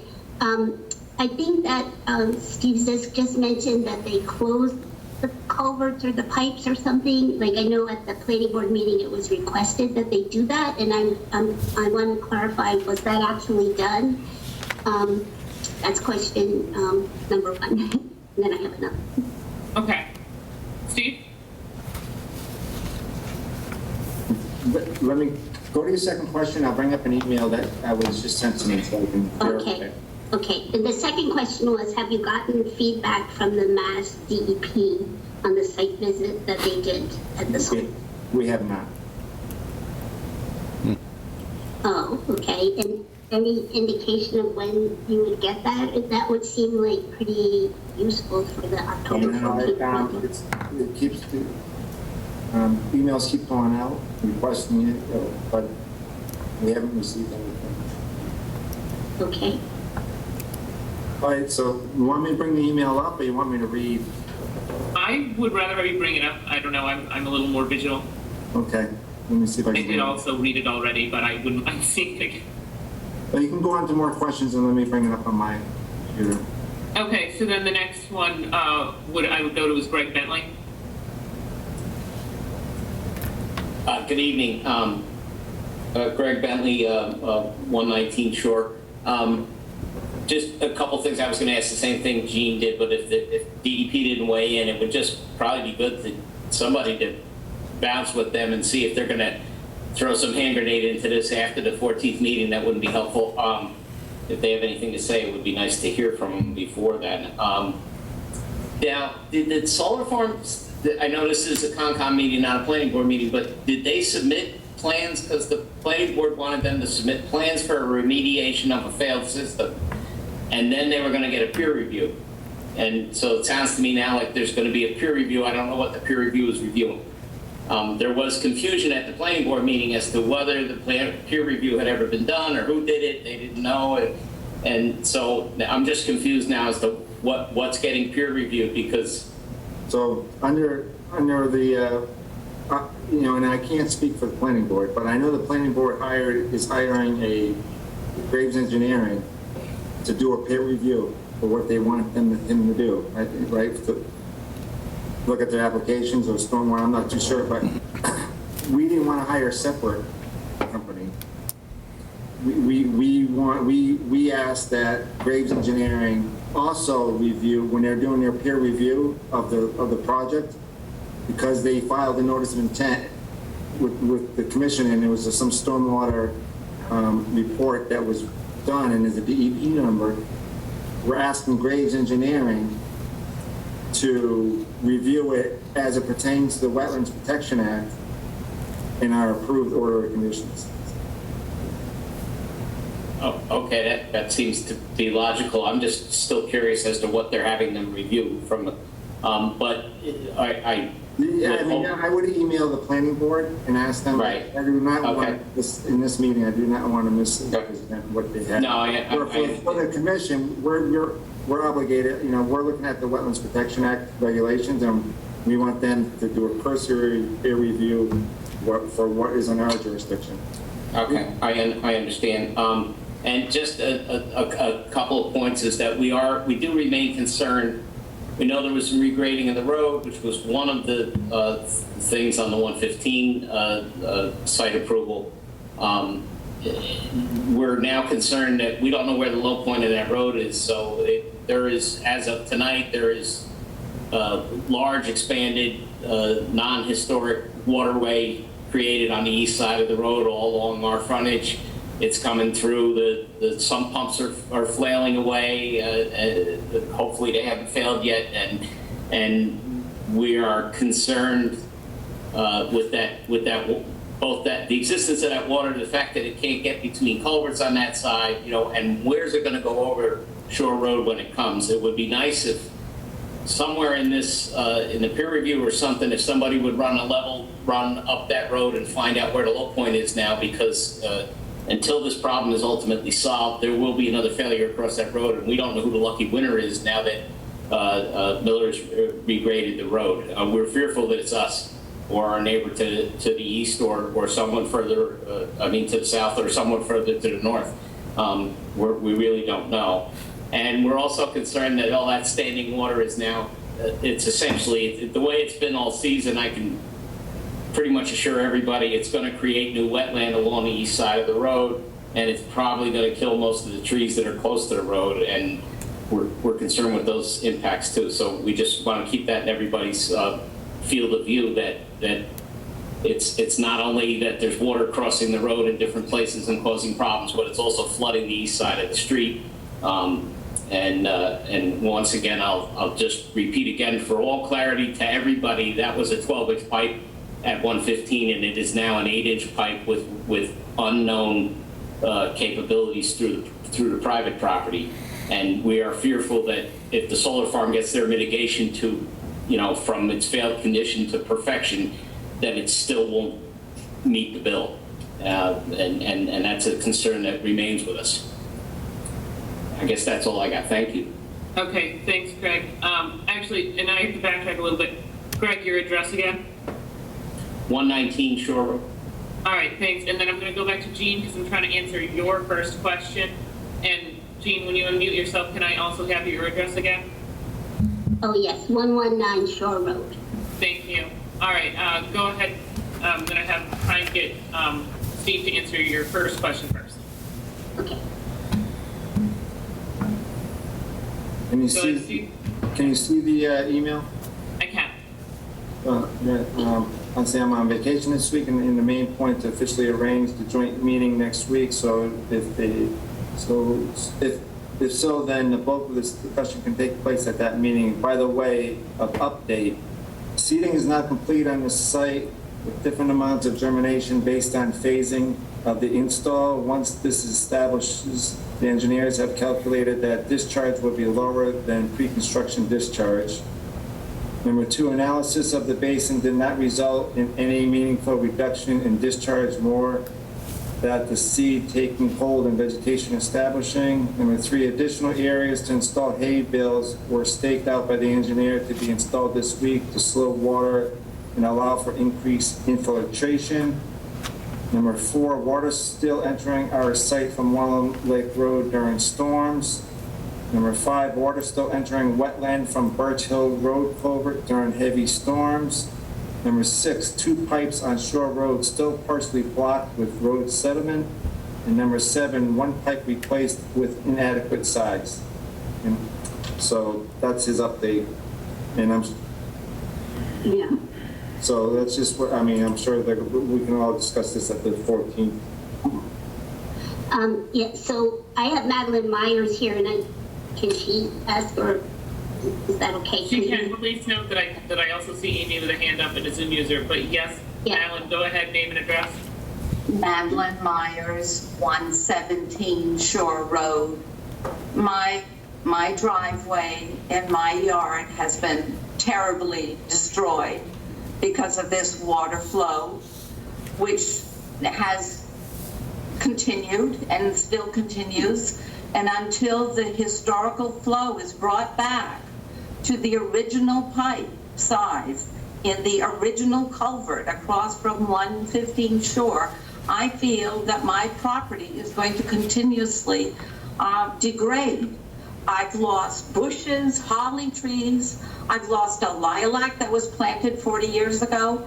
I've fallen into the crevasse in my yard a number of times through no fault of my own. All this has happened because there was the inadequate pipe, the culvert was blocked, and there was a high berm. The high berm has been taken down. However, the street is now much higher. The water is not flowing directly into my driveway, but it's going into the southeast portion and destroying more holly. I worked hard on that thicket to protect all the wildlife, and now it's being destroyed again through no fault of my own. I really need this to be addressed before the winter comes. I can't even park in my driveway, never mind walk in it. I mean, this is beyond ridiculous. I really would like to see the town or the group here to come up with a solution. And thank you very much for listening to me. Generally, thank you, Madeline. You're welcome. The next hand up I had comment was Chris Nadeau, or I think your Amy name and address. Yes, Amy Nadeau, 143 Shore. I had written a couple of letters to the planning board and the conservation with some pictures, and the last time I had gone up there was just a few days back, and it just appears to me, and I think Lawrence's email confirmed the fact that it is not working. Whatever they had done, put a hay bale in there, whatever. So today, of course, it's still flowing tremendously down. And the blocked culverts, or the blocked pipes, halfway blocked pipes, he was referring to mine and the one that's down the street. And that is not the case. They're maintained and they're flowing. I just checked today. So, I think we will discuss it further at the planning board. I just wanted to let you know that it's still flowing and whatever they blocked isn't working. Okay. Thank you. No, thank you, absolutely. So you're, just for clarify, the pipe that you're referring to, it's on across Shore Road, but closer to your property as opposed to the other one that we've been talking about in detail? Yes. So they say there's 3 in total. So one is down at the Millers, and then 2 are at my property. And I know in the letter he referred to those pipes as halfway blocked, and they are not. They are flowing. So. And I have to ask, what size are those 2 pipes? Those are 12. Thank you so much. You're welcome. All right, great. All right, I have another hand from Zoom user. I'm going to need name and address. Hi, Virginia Santoyan, 135 Shore Road. Virginia. Hi, I'm Amy's neighbor. And I just wanted to let you know, those 2 pipes are 12-inch pipes. And they've been working wonderfully for, 60 years. And since the solar farm has been there, the issue that we were having was the water was rushing down so fast and so hard that it was going over the pipes. So those pipes I don't know what he's pulling right now, but it's very aggravating. He won't speak to us really anymore, Lawrence. I have damage, and I haven't heard anything from him. I want my damage fixed. I got about 60,000 plus damage. And I just wanted to let you know that Amy's pipes are flowing wonderfully. We fix them, we clear them all the time. There is new streams coming that has nothing to do with, I don't know, these pipes he's talking about all of a sudden. He came down, did a site walk, and saw all these new streams from the solar farm. The water is still rushing every single time we have rain.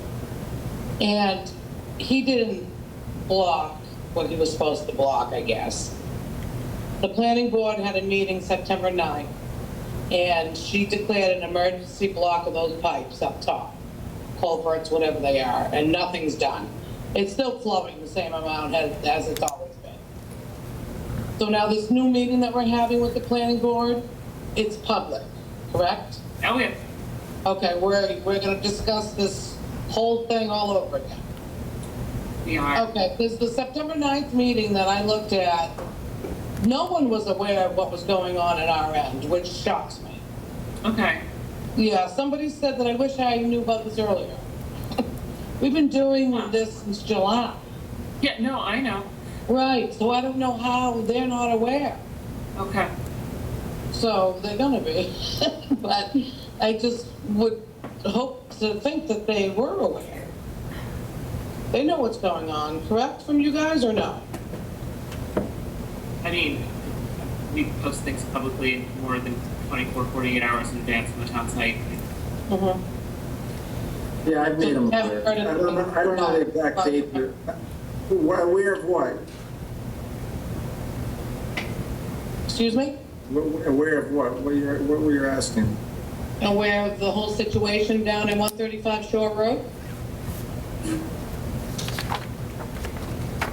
Because we did a site walk and the DEP went and did a walk. Oh, they were invited to the site walk. Who, the planning board? They weren't. Did they show up? You'd have to ask them. Okay, so that's what this meeting is for on the 14th. The meeting is a joint meeting with the commission and the peer reviewer.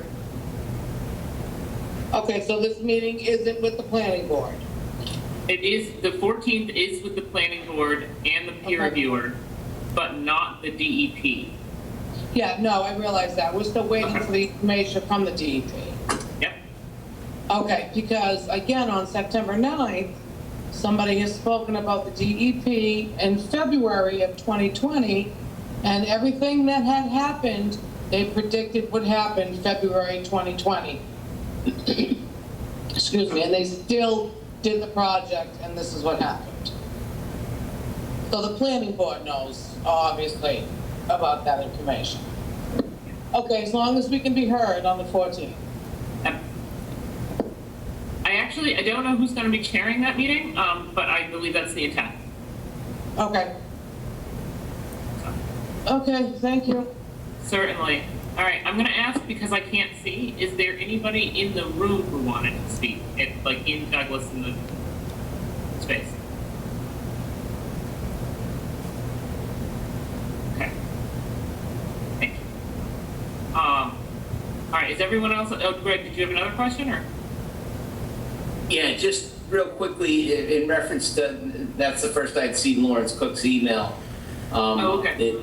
It doesn't sound real positive thinking as far as comparisons, and it's not compatible with the instructions that the planning board gave to the solar farm and that they seem to be in agreement with.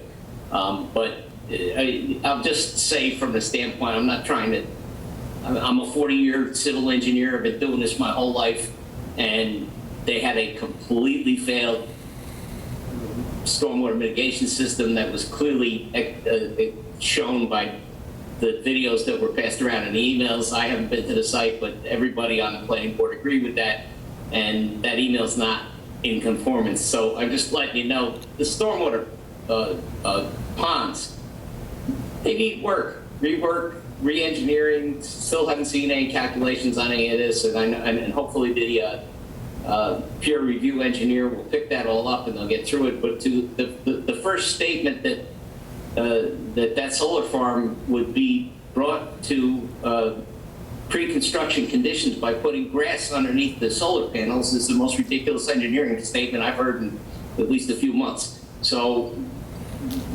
that doesn't cut the mustard, and I just want the commission to be aware of that we're still operating in a very non-reality situation here, and we need to get it brought around the other way.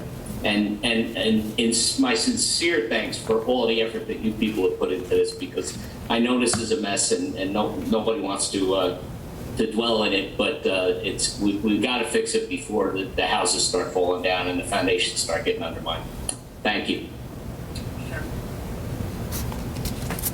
All right. Anyone else on this topic? All right. Yes, we will see you all on the 14th.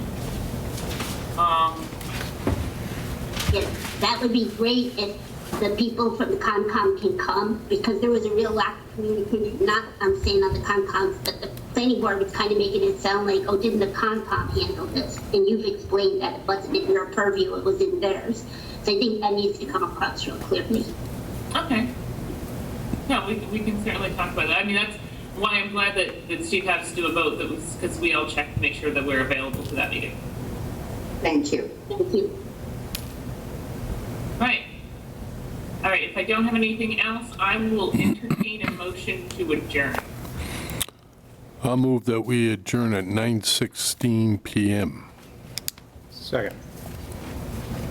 Motion made and seconded, roll call vote. Art Montminy, aye. Eric Harris, aye. Mike Greco, aye.